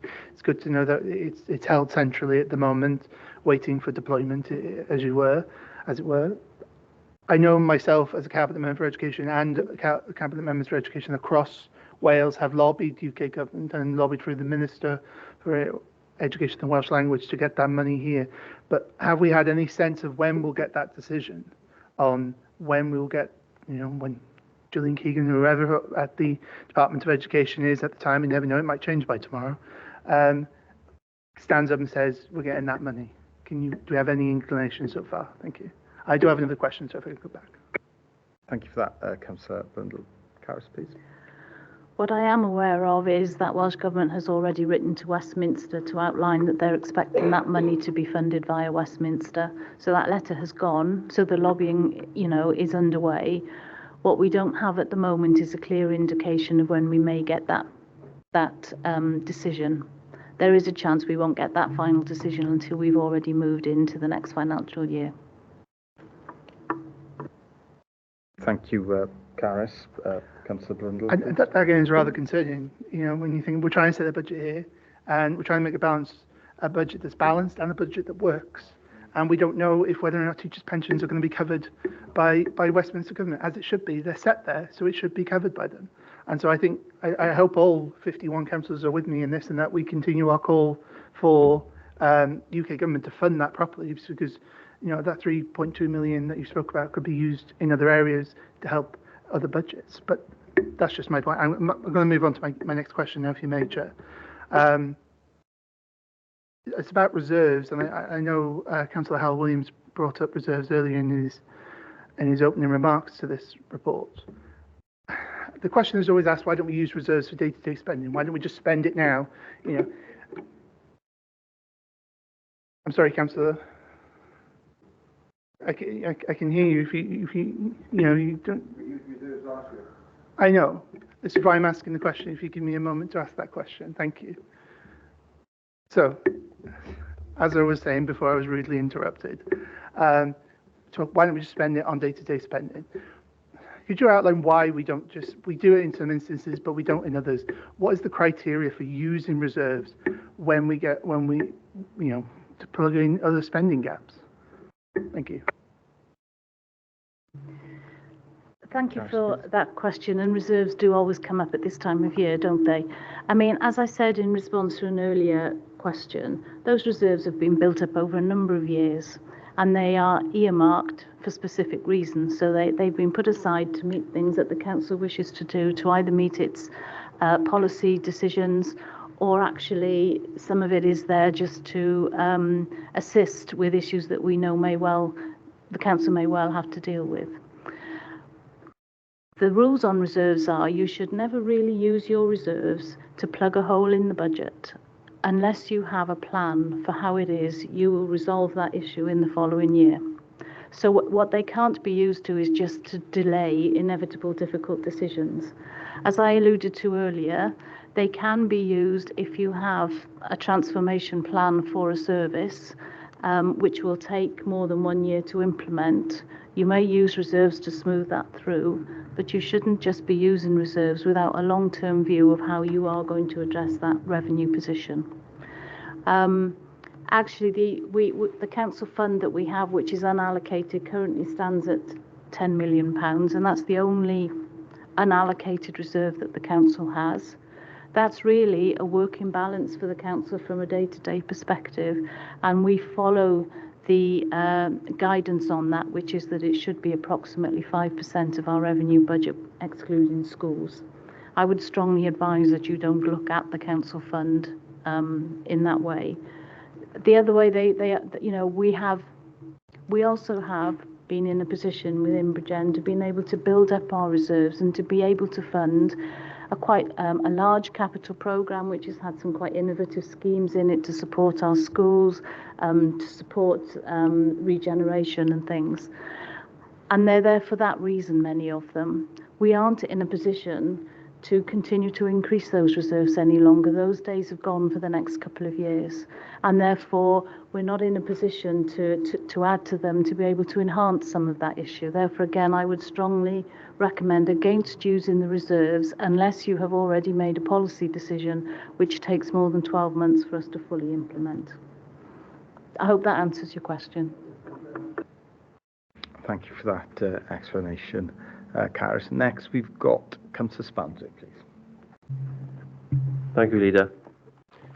And I was hoping this should be sat in this seat, maybe not talking the scale of cuts we are, but this is the worst I've seen it in many years. I've sat in many seats in this chamber, and plus for the last 12 to 14 years, the Communities Directorate has continually I've cuts year on year, but thankfully it still continues to provide service out there to the community, albeit a struggle on many occasions. And in the report in paragraph 3.16, it talks about the public realm. And while it says the majority of the budget is spent on education and social care, and a massive amount on social care, protecting the most vulnerable, that is not on people's radar when until it affects them. If you look in what it says in 3.16, public realm, it's about work on highways, parks and open spaces, cleaning our streets and collecting, disposing waste. Now, that is an important part, but that's just one small part of what this council provides. But to many out there, that is the part that they're concerned about seeing, the visible services out there in the streets. And it does say in the report that there's £26 million spent on public realm services. Still a small amount compared to the overall council budget. And I understand the fact that we have to operate as one council and one budget, and we have to set the balanced budget. But the directorate dealing with the public realm, there's a limit to how far further cuts can go. I mean, we have between before us today 1 to 31 proposals for either cuts or increasing income on certain services. And while some of them may be feasibly done, and they all got to be done, but some will be easier than others, they've been impact either on services, on what we provide, or impact on staff even. And that's where we'll be interested to see the next week or so, through the public consultation and with scrutiny, what thoughts come forward, alternatives, because if there are alternatives out there, people need to shout, because I've lost track how many hours and days have been spent over the last couple of months just looking through all the different options put forward for cuts. There hasn't been any options not put forward. Everything we have before us today is what's been there and gradually built up. There's been nothing taken out that we've decided is not an option. We have to look at everything. I mean, there has been some work done, and in the report on public realm, it mentions about the CAT process, where there's been some successes over the years, the CAT fund, and there's been many good examples where sports pitches and buildings have been transferred to groups and community councils, town and community councils. But I think there's a limit how much further that will make big savings, and that's not going to be the answer going forward. That has made a saving. There's still more work to be done. There's some good sort of initiatives can still happen from that, but that's not going to solve the budget problem. The only way forward I can see is there are going to be services stopped. We'll have to, within the Communities Directorate, within all directors perhaps. But I don't think the Communities Directorate can carry on now doing everything it's done in the past with the ever-reducing budget. So the real crunch will be what services will stop or what will be reduced. And I look forward to the draft budget, just to having further information from fellow members of the council over the scrutiny process to see how best we can take this budget forward. Thank you for that, Councillor Spanzik. Next, I've got, and I think it was an important point actually that you made about what options have been presented to us as a cabinet by the corporate management board, because I know it's a question that was asked in and has been asked by the Budget Research and Evaluation Panel across a party panel of members. And can you just confirm that we have not been provided with any additional, for example, budget proposals that are not in the draft report today, and indeed early on in the process we were asking for additional savings that have been presented here today, but as it currently stands, officers do not have further proposals for reductions that they have been able to present to us. Carys, please. Thank you, Leader. Yeah, just to confirm, due to the level of savings that we've had to identify in order to balance this draft budget, all the savings that were put forward by directors and services are all included within that proposal that you have today. Okay, thank you for that, Carys. Next, we've got Councillor Farr, please. Thank you, Chair. I've got 3 questions, but on different aspects. So if I ask the first one, it's for Lindsay, please. Looking at the efficiency saving on page 91, I'm just wondering, do we know what other local authorities are looking at? Are they looking to limit their growth, reduce their budget, please? Thank you. Lindsay, please. Thanks, Leader. Thanks, Councillor Farr. Yes, I've been involved in several meetings with directors of education across Wales over the last couple of months, actually, and every single local authority are looking in very much the same way as we are looking at areas. I can't think of any particular area that stands out in Bridgend that's not similar in other areas across Wales. Most local authorities who I've spoken to are looking at reducing the school budget, depending on how they do it, of course, because there are different mechanisms of doing that. But I think, as it alludes to in the paper you have in front of you, because it's such a large percentage of the overall council budget, it has to be considered. The challenge is, as all the directors of education in Wales will say, it's deeply unpalatable to do that, but inevitably it has to be in the mix, and all local authorities, as I'm aware of, are doing that. Thank you for that, Lindsay. You had 2 more questions. Councillor Farr. The next one is for Janine, please. Looking at the proposal, Janine, for the an extra day of closure for the recycling centre, I'm just concerned that it says that you're going to be looking at closing it at a weekend. Weekend is the most busiest time that people go to the recycling centre because majority of people work through the day. So I'm just wondering, why is that being proposed for a weekend rather than an extra weekday? Thank you. Janine, please. Yeah, thank you, Councillor Farr. Yeah, that's a very good question. It's been done for operational reasons, if we're honest. There is an increased cost on the weekend of operating, so we would get an increased saving, but also in terms of disposing of the waste that comes to the site. During the weekday, we can keep changing skips and ensuring that the full range of recycling is available. On the weekend, it's much more limited, and what we are finding is that on weekends we get full very quickly, so we're hoping that we can do the same volume over the days but by taking one day out at the weekend. So it's for an operational reason, because we do have to move that recycle it from that site on the weekend, and it's nowhere to take it to, whereas we can during the weekdays. So it was chosen as a valid day. Thank you. It is, of course, subject to a public consultation. So, yeah. Thank you for that. Janine? Thank you, Leader. Final question, I promise. That's for Carys, I think. Again, in the proposal, we're proposing potentially 8 post loss for legal services. As we've seen in the report, we have overspent in legal service, especially in childcare complex cases. So I'm wondering, isn't that a false economy really, because those cases aren't going to go away? It means we're going to have to go externally to get that service, which is going to cost us a lot more. Thank you for that. Kelly, please. Thank you, Councillor Farr. The overspend is related specifically to childcare cases. and the overspend is mainly due to the complexity of the cases we currently face in, the length of the hearings we're having to have in court. Sometimes they can be up to 3 weeks, where we have to have experts and lead-in counsel to represent the authority due to the complexity of the cases. The proposals I've put in for savings this year relate to our internal staff, so they would be reductions in the internal legal teams. As you've seen the proposals, if the full savings are taken, that would be 8 posts. They would be spread across the 3 legal teams I've got, so that would be the childcare legal team, the contracts and litigation team, and the commercial team. And obviously we would be looking at the vacant posts first. I think I've got 1.5 vacant posts, but we do need to focus our and prioritise the areas where we are at capacity and the areas which would be a priority for the authority. So it's likely we would be prioritising, for example, the childcare legal team and the adult social services legal team, because we know there's a lot of DOLS applications coming through. It may mean other areas such as education and property would be impacted more. That answer your questions, Councillor Parr. Thank you for that. Thank you, Kelly. Next, we've got Councillor Good, please.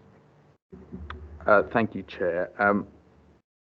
Just to come back to the issue around reserves, I think it is reassuring that, as Councillor Williams has mentioned, that where possible they're constantly under review, and where possible they're unwound and used to mitigate the pressures that we're facing. But it would just be useful, I think, Caris, for us to have a bit of an outline of what our legal responsibilities are in terms of holding reserves to mitigate risks corporately, because I think, as already noted in the previous report, we're looking at the best possible, but it's entirely possible that we will be facing an extra £8 million pressures in the worst case scenario. And as has already been mentioned, reserves can only be used once, and that every decision with those does increase our risk on those specific projects where they are earmarked. So I just wanted to check with you what our legal responsibility is around making sure that we hold adequate reserves. Thank you, Leader. Thank you for that, Councillor Good. Caris, please. The suggested issue with regards to the council fund, which is our unallocated reserve, is, as I said, it should be around 5% of our net budget. Actually, when we closed the accounts at the end of last year, it was actually at 4.84%. So we adhere to that. With regards to other reserves, councils are recommended to hold reserves to enable us to deal with issues and also to enable us to manage our programmes, such as our capital programmes and the services that we deliver. There is no statutory rule, if you like, as to what level those reserves should be. It's very much left up to councils to decide how much they should have. And I think if you looked at the picture across Wales, it does vary quite considerably as to how many reserves that we have. So there isn't a statutory requirement around level, but just a requirement for us when we're managing our finances to be prudent and to make sure that we have reserves so that we are able to deliver on our priorities, but also able to manage in times when financial pressures are significant, and that's where we are at the moment. Thank you for that, Caris. You wanted to come back in, Councillor Good. Yeah, thank you for that, Caris. So I just wanted to confirm that at the end of last year, our council fund was 4.8%, which is below the recommended level.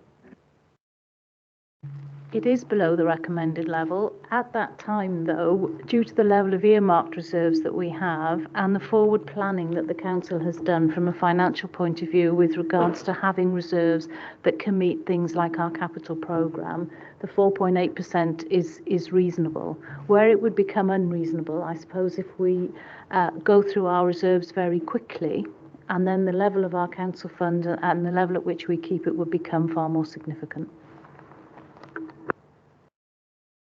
Thank you for that explanation, Caris. Deputy Leader, please. Thanks very much, Leader. So, Janine, I have a question for you, please. And it's about capital receipts, because it says in here that we've got an awful lot to dispose of. but it's not prudent to commit them until we have a contractual arrangement or agreement.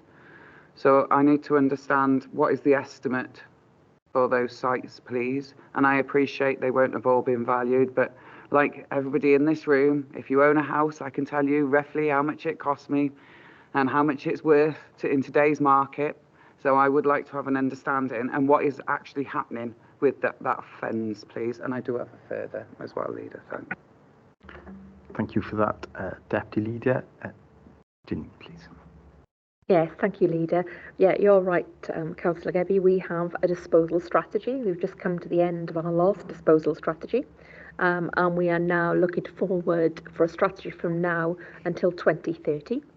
There are a number of sites in there. The biggest amount of sites and the most value will be in the Porthcawl waterfront area. We've got rid of an awful lot of sites for BCBC. We're coming to the end, really, of our land holdings, if I'm truthful here. So the sites that we have in Porthcawl waterfront area will have fairly significant receipts on them. Now, the sites that we have include Salt Lake. They also include Coney Beach and Sandy Bay, and that's as part of an owner's agreement, you now know, with Welsh Government. Mr Evans sold his concern to the Welsh Government, and we're now putting together an owner's agreement with Welsh Government for the regeneration of Porthcawl. Now, part of the deal with Welsh Government is they became involved in the regeneration, first of all to speed it up, but secondly, most importantly, was that if we could provide 50% affordable housing on that site. Now, what that has done, without doubt, it has made a difference to the capital receipt we can be expecting from that site as a result. So what we're currently doing is looking at the valuation of that site, but also delivering some of the infrastructure that's needed in order to bring that site to the market. So, for instance, looking at flood risk, revetments, and looking at roads to get into that site. So that is currently subject to evaluation with the district valuer, and I'm hoping that we should have some more information on that so I can bring a cabinet report on the progress with our owners agreement to you later on in the spring. I'm hoping maybe in March or April on that. And then other two sites that we've got which will go into this disposal programme are Awenny Road in Maesteg and also Park Avenue Awenny in Waterton. Now, the Awenny Road site in Maesteg, actually we had a bit of progress on that, a bit of really positive progress, in that it got its outline planning consent last week for the redevelopment of that site for a mixed-use development of housing, over 200 homes and industrial units. Now, we're bringing that site forward and to market on the back of a £3.5 million grant from CCR, the City Deal, in order to do the remediation of that site. Now, part of that grant funding is, should we sell the part of the site which belongs to us, that we would not exceed that grant allocation. And if we did, if we made any profit on that site, we would pay some of the grant back. So I don't think there's going to be an awful lot of receipt out of Awenny Road. What we need to do is ensure that site is ready for redevelopment. And the other one then is Park Avenue Awenny. Well, of course, at one point we had a £3.5 million valuation predicated on Park Avenue Awenny, but we've had that new flood risk, a TAN 15 that's come in, and that site no longer can be used for residential. So that site we will look to use that site for light industrial, so the receipt might be lower.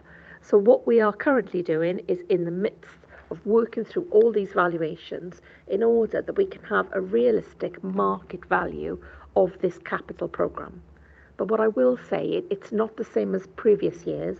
An awful lot of land has already been released and we've had the benefit from that money. But without doubt, there are 3 sites there, Porthcawl, Awenny Road and Park Avenue Awenny, that we should be able to give you more information on those receipts when that work is concluded. Thank you. Thank you for that, Janine. So, you've got another question, have you, Deputy Leader, please? So I'd like to understand from Kelly and Mark, please.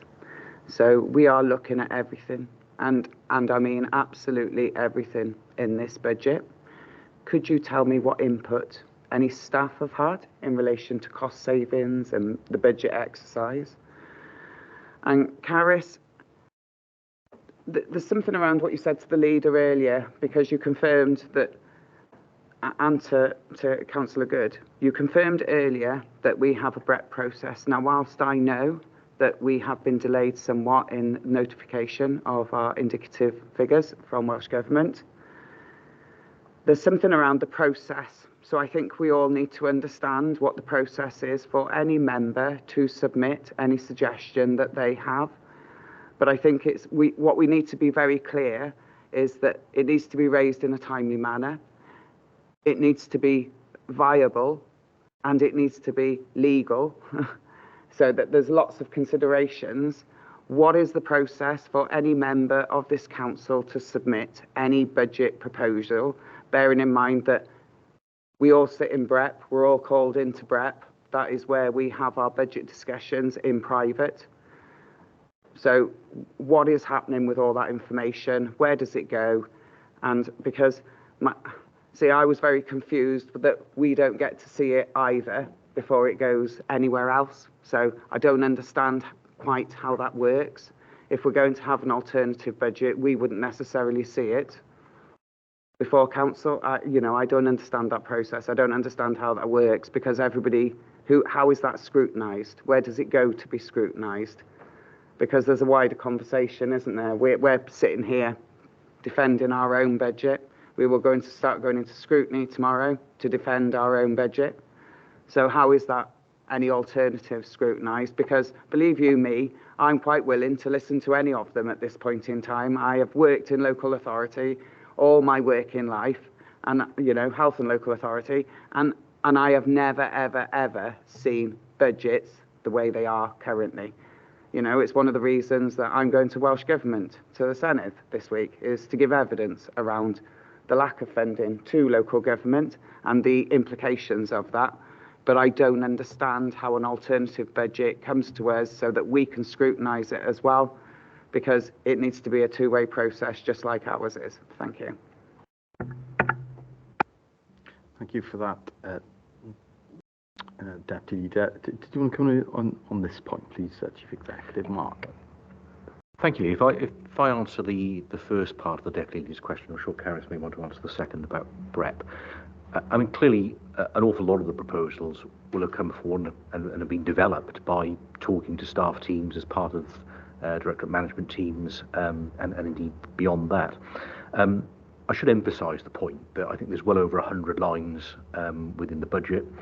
To be really clear, I think the vast majority of them are undesirable at best. Some of them are unpalatable. So we are in the realms here of coming forward with things that in different circumstances you absolutely wouldn't come forward with. And I think it's important to know that staff know that as well, but that's where we are. We're trying to match budgets.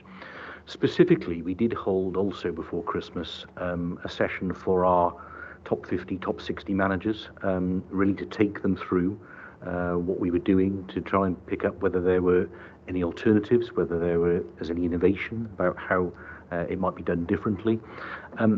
If I'm honest with you, there aren't any magic solutions to this. It wasn't that they suddenly came up with a load of different things. It was very much on the basis of having to focus more clearly, be more prioritised, and just recognise really that there will be things that the council will do and will do well. But as we've discussed earlier, there will be other things that we will no longer be able to do, either as much or if at all. So, the process always involves staff to a certain point. Clearly, there are other things in here where there's had to be a managerial decision about what's put forward, and we've had to make some very, very difficult decisions about reducing the size of teams in particular. And you'll note that if you go through the proposal, there'll be potentially a large number of redundancies within that. But that's always the process, because we recognise that often staff teams understand services well. But we are in the business at the moment of making some horrible, horrible decisions. So no one amongst Corporate Management Board, no one amongst the staff teams I've spoken to, and I'm sure no one amongst Cabinet wants to put a great many of these forward, but that's where we are. And frankly, unless someone else comes up with alternatives, that hasn't been the case in all of the discussions I've had, is that people haven't been able to come up with anything else. I wish it wasn't so. I wish we could magically find another 10 million or whatever we need, but we can't at the moment. And the one thing I'm not sure has been emphasised today is that I ought to put on the table that everything I'm being told is it's going to be even tougher next year. This is not a one-year problem, unfortunately. I've been in conversations with Welsh Government officials where they're talking about a flat cash line next year. In other words, not 3%, but no percent. So let's bear that in mind as well in terms of the decisions we've got to make, because we can try and kick the can down the road, but I suspect we're going to run into trouble pretty quickly because it's going to be exactly the same or worse next year. Thank you for that, Chief Executive. Next, we've got Councillor Spanser, please. I do apologise. The Chief Finance Officer would like to come in. I will bring Caris in. Thank you, Leader. It was just to answer the second half of Councillor Gebby's question, really, with regards to the Budget Research and Evaluation Panel and how that works. As you know, it's a confidential process with cross-party representation on there, which has been meeting throughout this year.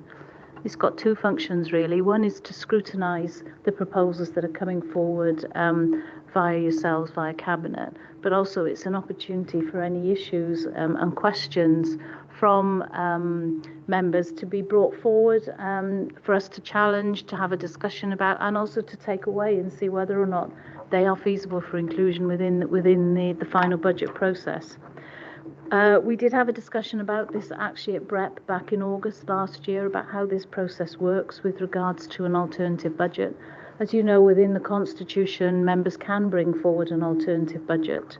In previous years, if we've had one, it's come in quite late, and therefore you get the issues which Councillor Gebby was referring to, is we have to turn them around very quickly in order to see whether or not actually, from a budget point of view, they are balanced and they can be deliverable. We did have the discussion at BREP, and it was agreed that for the coming financial year, if people do want to put in an alternative budget, it should be limited to one per political group, and that we would provide them for the first time this year with some financial support so that we can tease out those issues that you were talking about, Councillor Gebby, about actually, are they financially, does it lead to a balanced budget? Does it cause us any risks anywhere that maybe the group wouldn't have been aware of? And also, I think this year we are trying to encourage if there are any alternative budgets, to come forward early as possible, on the basis that, I think, as we've already demonstrated to you, this is a very difficult and complex budget this year, and we would need to know what those issues are to be able to appropriately take, if there is an alternative budget that balances, ultimately it would come to Council on the final day, which is the 28th this year. It would come to Council in February for debate by alongside the main budget. Thank you for that explanation, Caris. And now I'll bring in Councillor Spanser, please. Thank you, Leader. There's one item, when I went through the communities directly, I just deliberately didn't pick any one particular item, but there is a clear item on there that's a public concern, and that's the Bridgend bus station, the proposal, a draft proposal, which is there for closure, but not for next year, 24-25, but for 25-26 and 26-27. And it is a public concern. The leader who was interviewed on radio earlier and the presenter asked a question there on it. But let's be clear, this is a draft proposal, and there's lots still going on with the bus transition fund with public buses, because ultimately they call public buses, but they are private services. But there's a lot of work going on Welsh Government to hopefully change that in the future and maybe re-regulate the bus network. But that's lots of work, and we do have the Bridgend Town Centre Master Plan. But I'd just like to ask the Director if I can, just to confirm that, make it clear there's nothing decided, this is draft. There's lots of discussion, lots of options looking at with what could happen or not with the bus station in the future, to make it clear that this is not next year. It's their draft for the year after and the year after that, but still a lot of discussion and debate and public consultation take place before any decision is made, just to make it clear to the public out there, because rightly or wrongly it gets misconstrued sometimes on social media that a decision is already made, and that's far, far from it. Thank you for that, Councillor Spanswick. Janine, please. Yes, thank you, Leader, and thank you, Councillor Spanswick. Yep, We are in a very difficult position in communities after 10 years of austerity. There is very little that we now have, of course, to make the savings from. So one of those areas where we could potentially save in the future, not next year, possibly the year after or after that, is in the Bridgend bus station. Now, we currently spend circa 200,000 a year operationally on that bus station.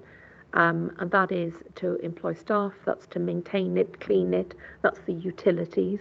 And if we didn't have that facility, we could potentially look at a saving. What it doesn't mean we wouldn't have buses in the town centre. It means there may not be a serviced bus station, but there are lots of other ways that we could provide bus facilities in other locations. For instance, in our Bridgend town centre master plan, we have looked at the possibility of a transport hub, trying to connect our buses with the rail a bit better. We could look at that. But just to say, there are whilst this is a draft proposal, it's not for next year's budget. It is for the year after that. Because one of the most important criteria as well is to understand what will happen with our bus services in the county. We're having lots of discussions with Welsh Government about the subsidy for bus services.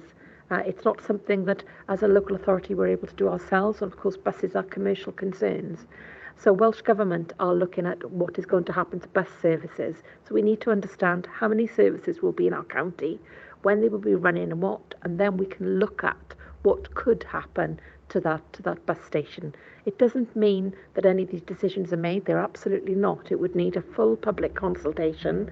But it is right and proper that it's something that we're talking about, and it does have to be sat there in the budget line, not for next year's budget, but for the year after, so that we can have this public debate, we can have these conversations, and we can find out what matters most to our residents. Because year on year, this is going to get more and more difficult to deliver these public services, and we want to deliver the right ones as well. So hopefully that's given you a little bit of narrative, Leader, on our plans. An awful lot of work to do still, but this is a proposal for future years. Thank you. Thank you for that, Janine. And it's an important reminder, actually, that the consultation with the public has started this week. We certainly want to hear from not only members of the authority, but members of the public as part of the consultation process. That's very important because these are draft proposals. They're not final proposals. As Caris has outlined, these proposals have been taken to the Budget Research and Evaluation Panel, cross-party panel of members. I know that when they last met, they were considering these proposals, and certainly in that meeting, I'm not aware that alternatives were provided. I think, to be fair to those members, they were grappling with the same challenges that Cabinet members have been grappling with, expressing the same concerns the Cabinet members have been expressing, and recognise that it is going to be exceptionally difficult to balance this budget, because we've had 7.7 million from Welsh Government, and we recognise that we've got pressures of 28 million. And that can only be balanced with a combination of council tax increase and budget reductions. We have some efficiency savings, but after £70 million worth of budget reductions, those efficiency savings are limited. I want to ask the Corporate Management Board. I know it's a discussion that certainly I've had, certainly individual Cabinet members have had with Cabinet members across Wales, and I'm sure it's a discussion that chief officers have had with their officer colleagues across Wales. Are the local authorities doing things differently to us? Because we always look to learn from best practice. Are there alternatives? Are there different ways to balancing the books? And I'd be interested to hear if there are different models, or is this similar across Wales? Certainly from what I've seen, in terms of, because we've all looked at me in terms of other local authorities, it's clear that other local authorities are proposing council tax increases. All councils across Wales are proposing council tax increases, and from what I've seen, all councils across Wales are proposing budget reduction proposals as well. and all councils across Wales are facing budget pressures in areas like social services. So we are not alone, unfortunately. But I want to ask about those other alternatives, if they are there, because we'd want to know about them. We'd want to know about them now, so that we can include them in our final proposals. Mark, please.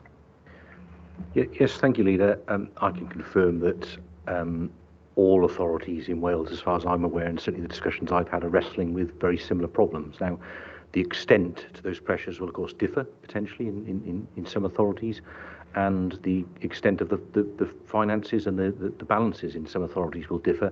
And indeed, actually, it's important to recognise that the per capita funding per authority changes as well. I think we're the 15th worst funded authority in Wales.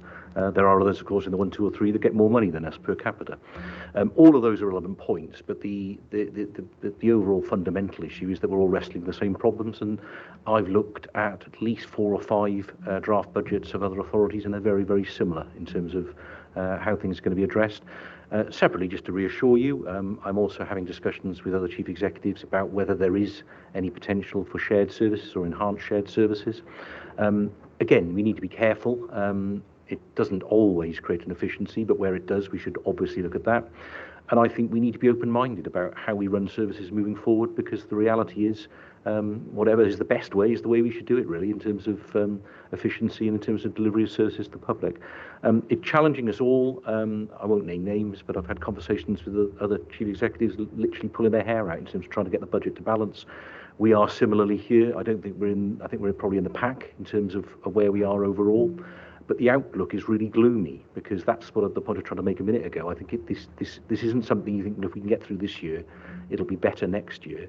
The reality is, I do think we're going to have to fundamentally look, as a local authority, as are others, about what we're able to deliver. And that's uncomfortable. It's uncomfortable for you, because you were elected, no doubt, making various commitments and promises. It's uncomfortable for the opposition, because they similarly want to do certain things. It's uncomfortable for us, because I don't think any of us really wanted to come in and cut year on year.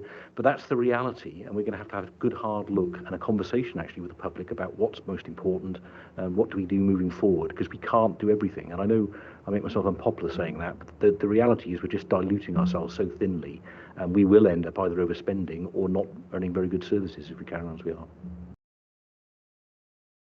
Thank you for that, Mark. It's of no comfort, is it really? But it's important that residents and members understand that these challenges are faced across Wales, if not the UK. They are faced across the UK, and we're all searching for ways to balance those books. But balance the budget we will have to do, so that's a legal duty on all members. I know that all members will want to try and protect services where they can. I know all members will want to try and reduce the council tax increase if they can.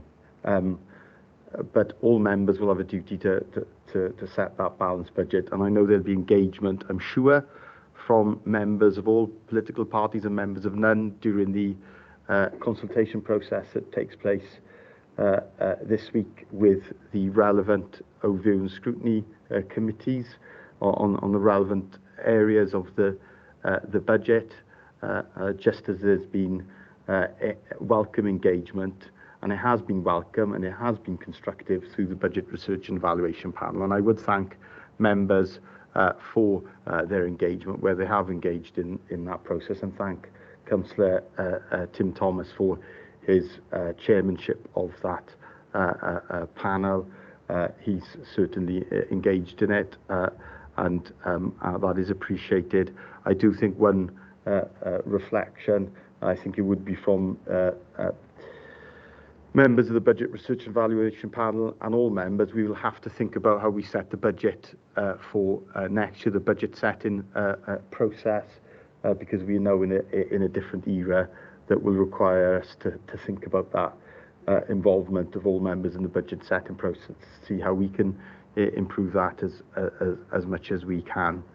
And with that, the draft budget has been moved and seconded, and obviously we will start that process now of further engagement with members and receive a further report. I can see that you wanted to come back in, Chief Executive. No, you didn't. Right, okay, you pressed the button accidentally. Okay. Well, thank you, colleagues. It is 2:30, so we've been meeting for 2 hours. I'm going to suggest we have a short comfort break before we return to the agenda. So if we can return back to the chamber in 5 minutes, then we will restart the meeting at that stage, please. Thank you very much.